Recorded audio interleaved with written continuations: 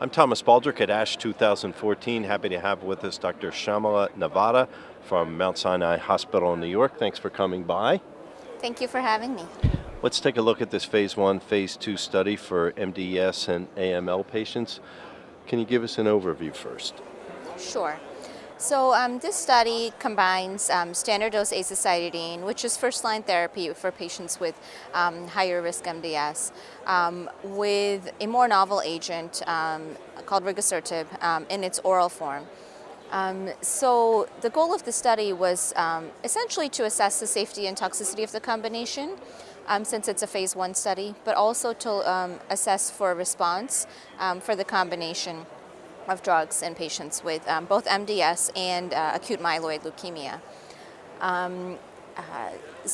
In the laboratory, we found that the two drugs were synergistic in human leukemia cell lines, and the synergism was sequence dependent, with the Rigosertib preceding the azacitidine. So we used that study design in order to test the combination in patients with these diseases. What was the methodology used? So we administered oral Rigosertib for 21 days out of a 28-day cycle. So patients were given the supplies to take home, and then the azacitidine, given that synergy was sequence dependent in the lab, the azacitidine was administered starting in the second week for 7 days at the standard dose of 75 milligrams per meter squared, either subcutaneously or intravenously.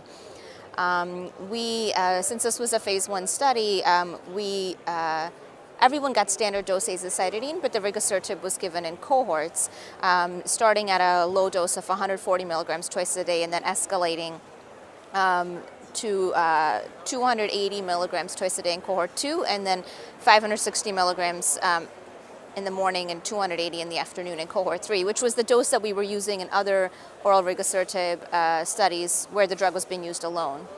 And so we enrolled anywhere between 3 to 6 patients in each cohort, and assessed for safety and toxicity before moving on to the next cohort. And 18 patients were enrolled in the phase 1 study.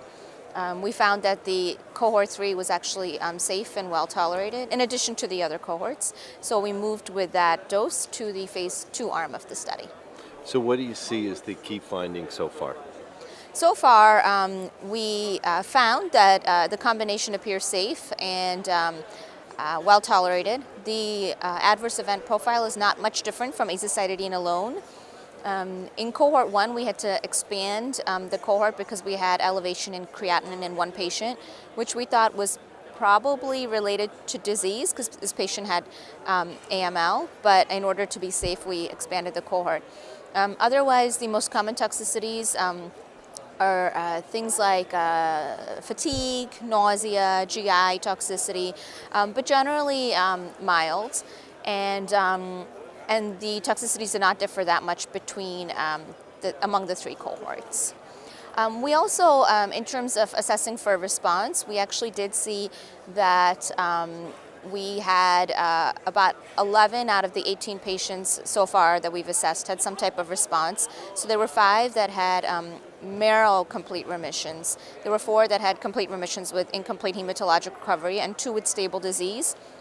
And one of the compelling things for us was that there were 2 patients who had previously failed or relapsed on a hypomethylating agent that then responded to the combination.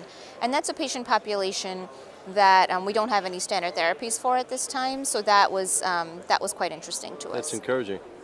So what kind of future do you see for this combination?